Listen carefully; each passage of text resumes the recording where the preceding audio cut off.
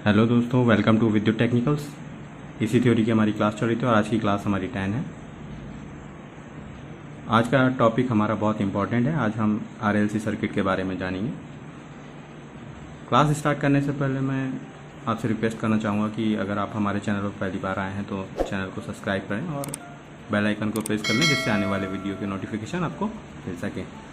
तो चलिए स्टार्ट करते हैं।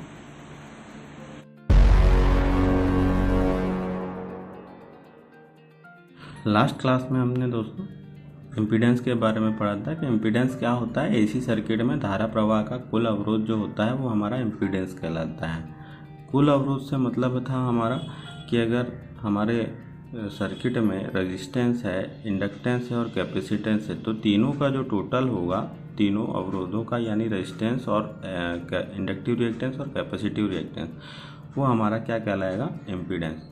तो हम इम्पीडेंस की अगर बात करें तो ये इम्पीडेंस के जो तीनों घटक है RLC, इनके आधार पर हमारे जो सर्किट बनते हैं, तो ये कुल 6 प्रकार के सर्किट बनते हैं। जैसे हमारा RL सीरीज सर्किट बनेगा, RL का पैरेलल सर्किट बनेगा, RC का सीरीज और पैरेलल, और इसी प्रकार RLC का सीरीज और RLC का पैरेलल। तो हम एक एक करके इनको डिटेल से समझ लेते हैं। RLC सर्किट की बात करें दोस्तों, तो आप इसमें कंफ्यूज ना होइएगा।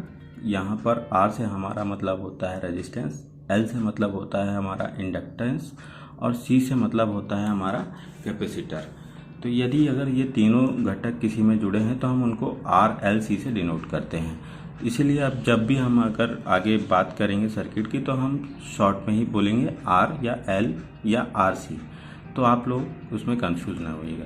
तो चलिए स्टार्ट करते हैं। RL सर्किट की अगर हम बात करें तो RL सर्किट का मतलब ये हुआ कि किसी सर्किट में एक रेजिस्टेंस और एक इंडक्टर अगर हमने कनेक्ट कर दिया और उसको AC सप्लाई से कनेक्ट कर दिया, तो वो हमारा RL सीरीज सर्किट कहलाएगा। RL सीरीज सर्किट में हमने सीरीज सर्किट के बारे में हम DC थ्योरी में हम पढ़ चुके हैं कि हमने देखा था कि जो हमारा करंट की वैल्यू अगर हम वहाँ पर निकालते हैं, तो करंट की वैल्यू क्या होती है दोस्तों, तो जो हमारा टोटल करंट होता है सीरीज सर्किट में, वो इक्वल होता है प्रत्येक घटक पर मिलने वाले करंट के। यानी हमारा जो यहाँ पर करंट होगा वो I = IR = IL, तीनों इक्वल होंगे। अगर हम वोल्टेज ड्रॉप की बात करें तो DC सर्किट में रेजिस्टेंस पर अगर हमको वोल्टेज ड्रॉप निकालना हो तो क्या फॉर्मूला होता है दोस्तों हमारा, तो VR = I × R होता है। वही फॉर्मूला यहाँ भी काम करेगा। लेकिन अगर हमारे इंडक्टर की बात करें तो इंडक्टर के केस में क्या होगा, जो हमारा वोल्टेज ड्रॉप होगा वो कहलाएगा I × XL। XL क्या है दोस्तों, हमारा इंडक्टिव रिएक्टेंस। अगर हम टोटल रेजिस्टेंस की बात करें तो DC सर्किट में हमने देखा था कि DC सर्किट में अगर हम दो रेजिस्टेंसों को अगर जोड़ना होता था तो हम क्या करते थे, दोनों रेजिस्टेंस को प्लस कर देते थे और हमारा जो रिजल्ट मिलता था वो हमारा टोटल रेजिस्टेंस कहलाता था। क्योंकि DC में क्या होता था, हम राशियों का बीजगणितीय योग करते थे, जबकि AC में क्या होता है दोस्तों, AC में हम राशियों का सदिश योग करते हैं या वेक्टर योग कर लेते हैं। तो यहाँ पर जो हमारा टोटल रेजिस्टेंस का फॉर्मूला होगा, वो हम यहाँ पर टोटल रेजिस्टेंस किसको बोलते हैं, टोटल रेजिस्टेंस यानी हमारा इम्पीडेंस यानी प्रतिबाधा।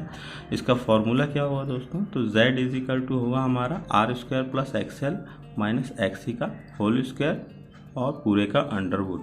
अगर हम इसको कैलकुलेट करें दोस्तों, अगर हम यहाँ पर R की वैल्यू रखें 3 और XL की वैल्यू रखें 4, तो जो हम कैलकुलेट करेंगे तो हमारा आंसर जो आएगा, हमारा आंसर आएगा 5 ओम। इसी तरह से अगर हमें सर्किट की टोटल करंट निकालनी है तो सर्किट की टोटल करंट का फॉर्मूला होगा दोस्तों I = VZ। ये कहाँ से मिला, ये हमारा ओम्स लॉ का था। ओम्स लॉ में अगर हमें करंट निकालनी होती थी तो क्या करते थे हम, टोटल वोल्टेज अपन टोटल रेजिस्टेंस। तो यहाँ पर हमारा टोटल रेजिस्टेंस क्या है, वो Z है, यानी इम्पीडेंस है। इसी तरह अगर हमें पावर फैक्टर ज्ञात करना है तो हमारे पावर फैक्टर का फॉर्मूला क्या होगा दोस्तों, यहाँ पर R/Z। और एक चीज़ नोट करने वाली बात यह है कि यहाँ पर जो वैल्यू हमें मिलेगी वो वैल्यू हमेशा लैगिंग होगी। हमने पढ़ा है कि पावर फैक्टर की वैल्यू क्या होती है दोस्तों, 0 से लेके 1 तक। तो 1 के नीचे जो भी वैल्यू होती है वो हमारी लैगिंग या लीडिंग कहलाती है। लेकिन अगर इंडक्टिव सर्किट है तो इंडक्टिव सर्किट में जो हमारी वैल्यू होगी वो लैगिंग ही होगी। अगर हमें पावर निकालनी है दोस्तों, पावर यानी जो हमारी वास्तविक शक्ति या रियल पावर कहलाता है। रियल पावर का फॉर्मूला हमारा क्या होता है, V × I × cos phi. cos phi क्या है दोस्तों, हमारा पावर फैक्टर है। अगर हम इसका वेक्टर ड्रॉ करें दोस्तों तो हम देखते हैं यहाँ पर जो हमारा सर्किट है उसमें हमारा जो कांस्टेंट है, सीरीज सर्किट में कांस्टेंट क्या है हमारा, I सीरीज कांस्टेंट है, और I जो है हमारा वो हमारा IL के बराबर है और वही हमारा IR के बराबर है। ठीक है। अब अगर हम बात करें यहाँ पर रेजिस्टेंस में वोल्टेज ड्रॉप की, तो वो रेजिस्टेंस में वोल्टेज ड्रॉप जो होता है दोस्तों वो करंट और वोल्टेज इन फेज होते हैं। तो हमारा वो जो वोल्टेज ड्रॉप और रेजिस्टेंस का होगा वो भी इसी लाइन पर मिलेगा। अगर हम बात करें इंडक्टर पर वोल्टेज ड्रॉप की, तो हम जानते हैं इंडक्टिव सर्किट में वोल्टेज क्या होता है हमारा, वो हमारा 90 डिग्री आगे चलता है। तो हमारा इंडक्टर का वोल्टेज ड्रॉप यहाँ पर होगा। अगर हम रिजल्टेंट वोल्टेज निकालें दोस्तों, तो अगर हम यहाँ से एक सीधी रेखा खींचें तो यहाँ पर हमारा